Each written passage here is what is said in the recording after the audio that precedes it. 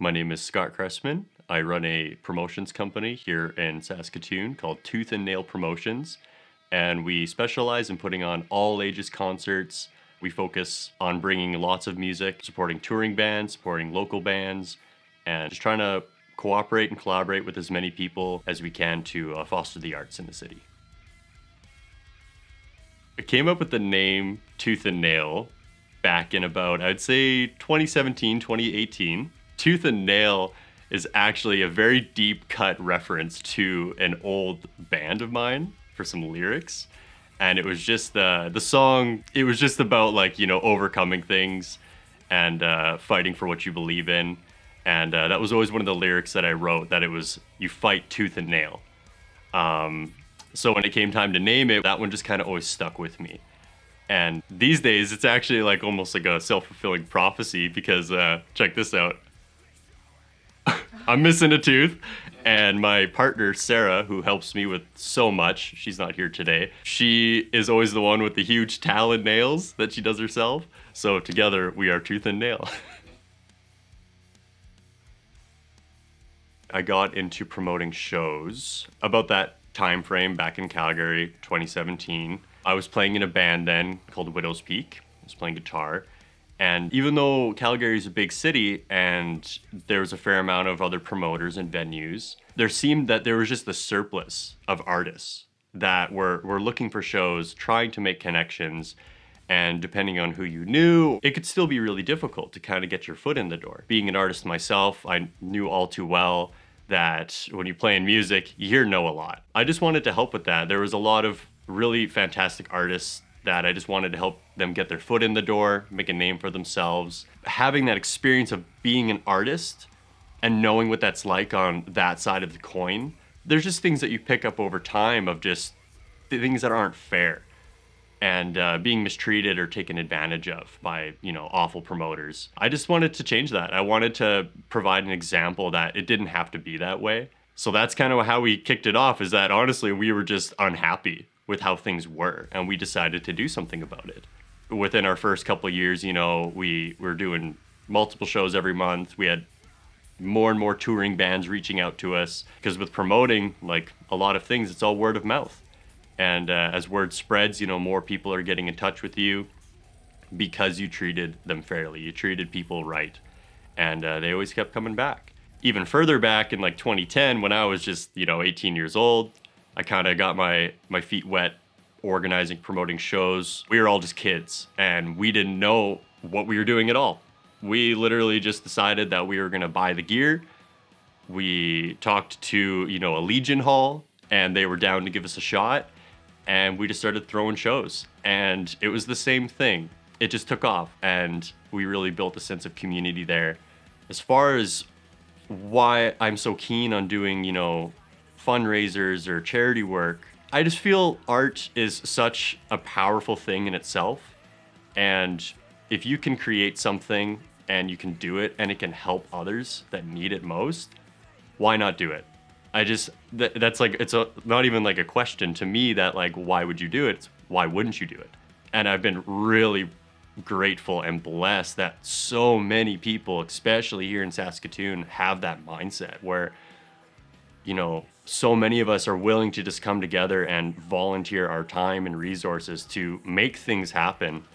With the SPCA fundraiser we threw last fall, which is coming back this year, we raised $5,000 for the Saskatoon SPCA, which completely blew me out of the water. It exceeded expectations.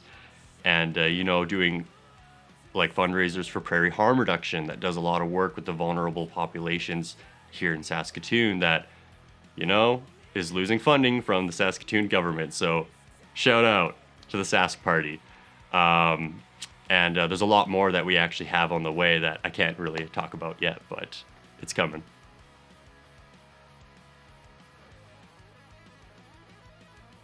When I was young, I wouldn't say that, my family was particularly like, they weren't musicians or anything like that, but they did have some pretty wicked greatest hit CDs, like the Boston greatest hit CD is like still one of my all-time favorites.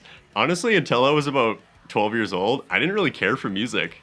I just was like, yeah, it's a thing, but nothing had really moved me yet. It wasn't until I was about that age that my older brother Curtis, he was into a bunch of metal and like screamo and like whatever.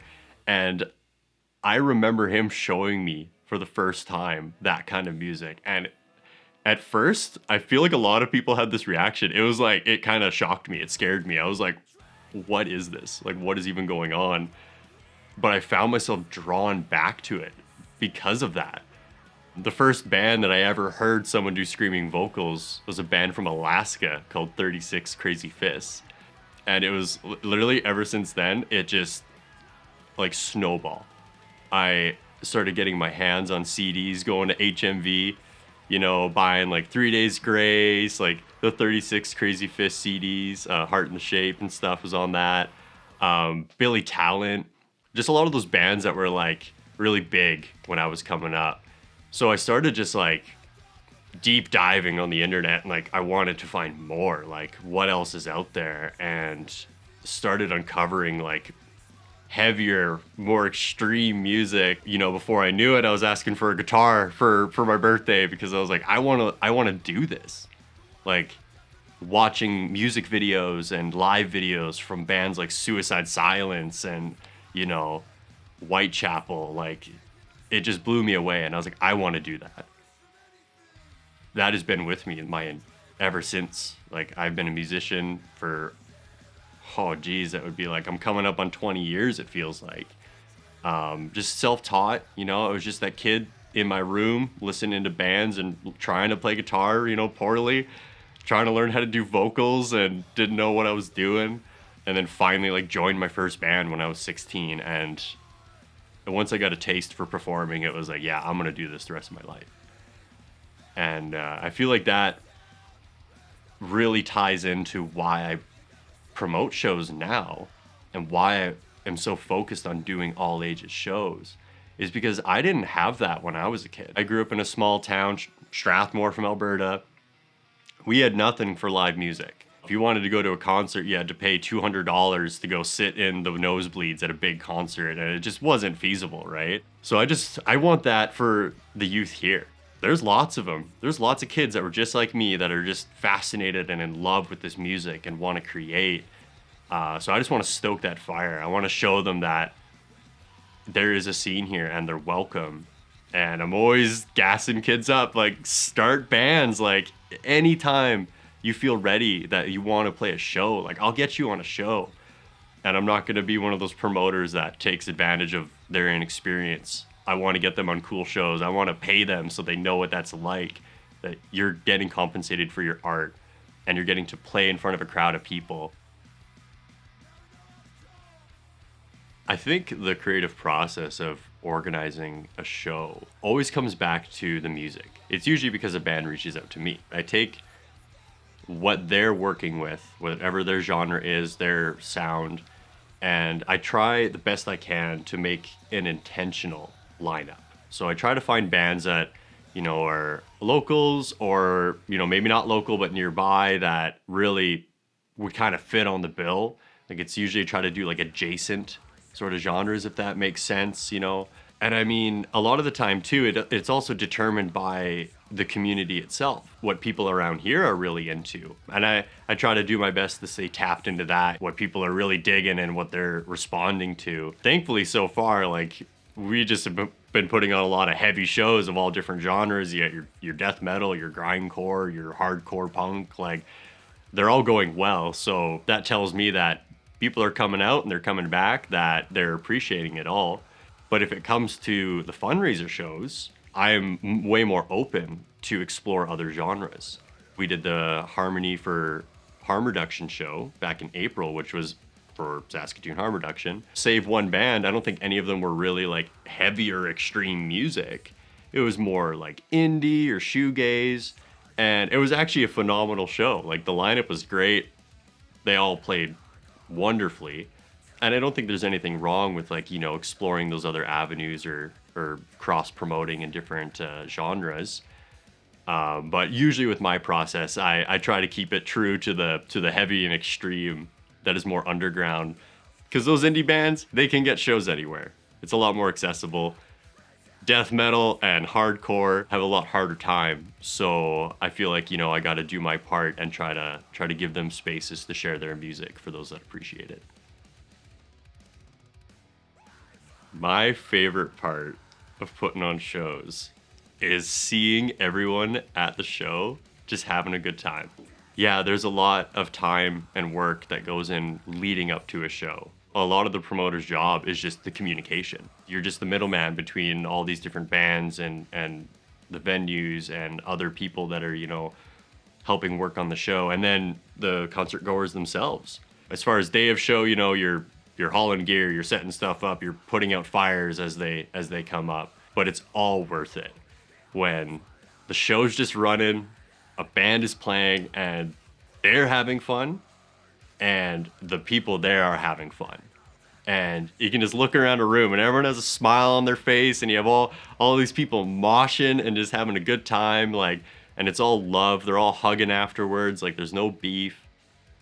I feel like people have a lot of different reasons why, they're attracted to this kind of music or to the music scene in general. Everyone has a story, but we're all there to enjoy the same thing. And we can share that together. And a lot of bands that are coming through and playing here are like blown away by what's going on. And it's like, that's right, like there's some pride there. Like this is our home, this is our community, and we're making this happen together. I think the most memorable one of a show that I've done here in Saskatoon was definitely the Throwdown for the Pound, the SPCA fundraiser.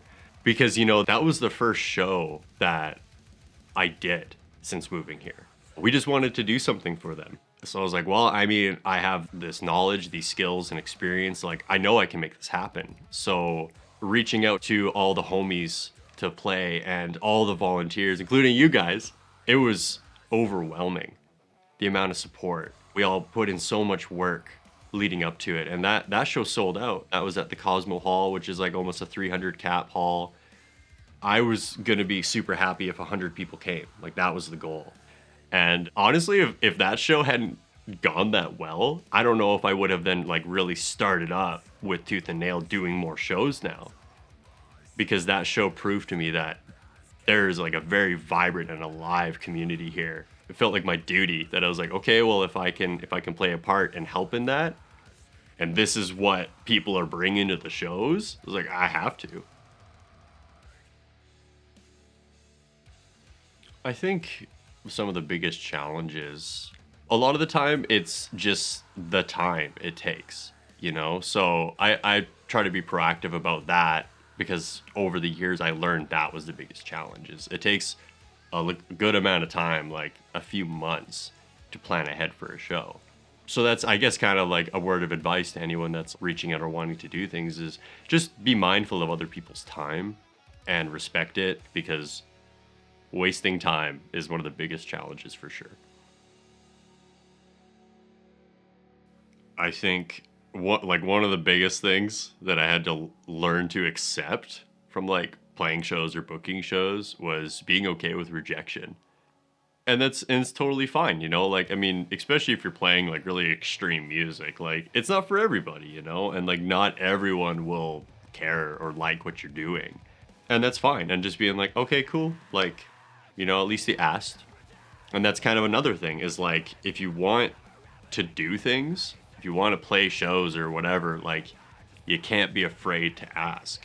And just, focus on what you're doing and your goals and what you want to achieve, and not really care what other people think about you. Biggest achievement, because we focus on the all ages, it's seeing all these kids, man. There are so many of them that are starting bands now. That to me is like the top. Like all the work, whatever money, time, everything that I put in, it's all worth it.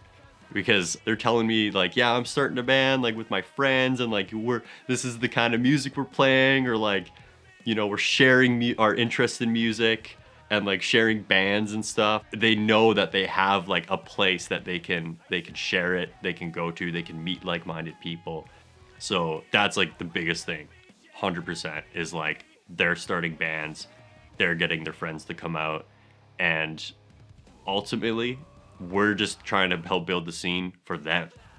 Because they're going to be the ones that take it over. They're going to carry that torch. I think the future of Tooth and Nail, we want to do some crazy shit. And everything that we're doing, in this year is all laying the foundation for that. Doing all the shows, getting more and more people involved, hopefully more people starting bands, building the scene up, because in the next couple of years, we want to start to do some more risky things and bringing some bigger bands out here.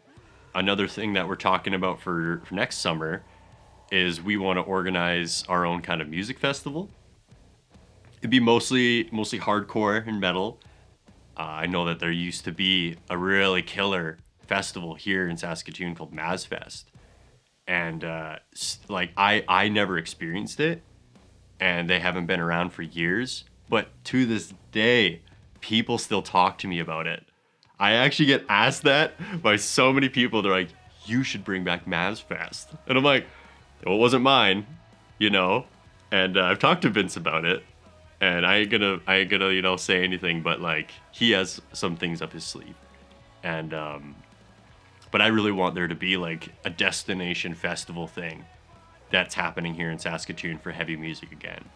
Beyond that, like I say, getting the youth involved, because ultimately it's going to be theirs. I think that's what the future of Tooth is I would be happy if one day there was enough of the younger generation that got all this experience and they knew how things run and they wanted to start booking shows and doing things on their own.